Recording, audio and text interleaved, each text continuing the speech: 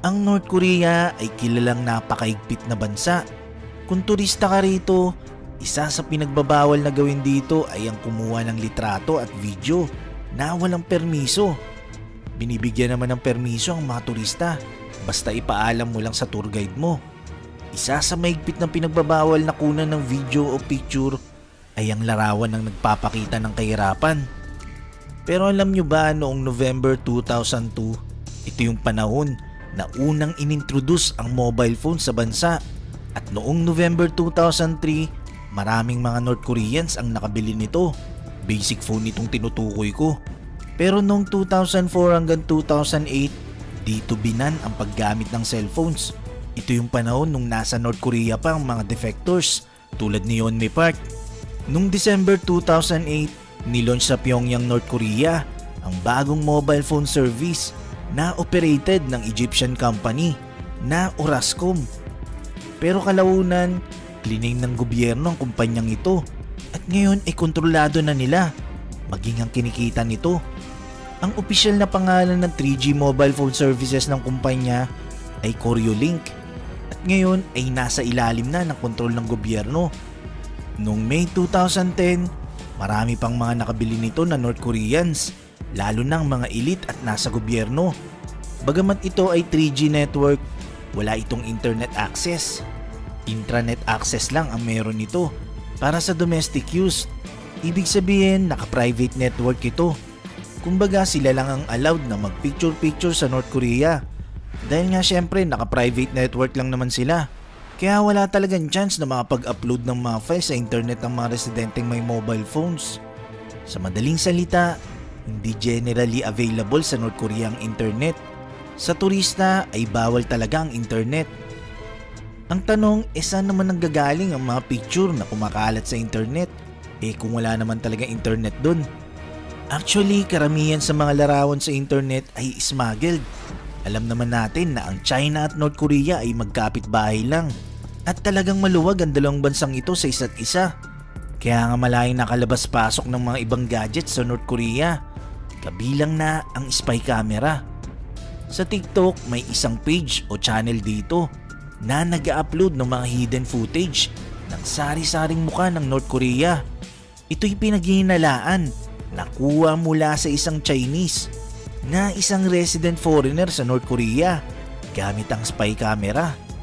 At bagamat may internet access ang isang resident foreigner sa North Korea, strictly monitored naman ito ng gobyerno.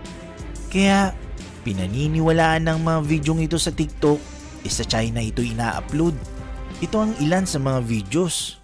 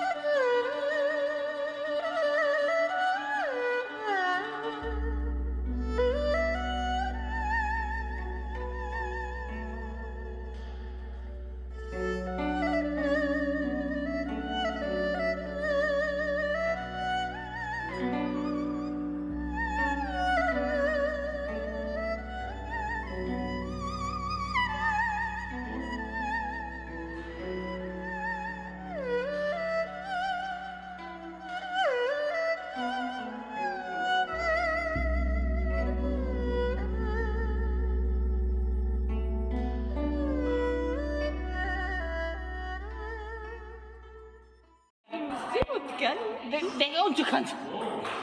넌 아니 언니 어디서 나 언니가 뭐 한 좀 자세히 좀 보자. 언니의 동생이 좀 다른 것 자세히 같아. 봐자 그래. 아니 눈 봤는데 언니 어떻게 생겼는지 좀 보려고. 다음 데로 가자. 응? 2층으로 내려가. 2층 어디 있나? 여기서 계속.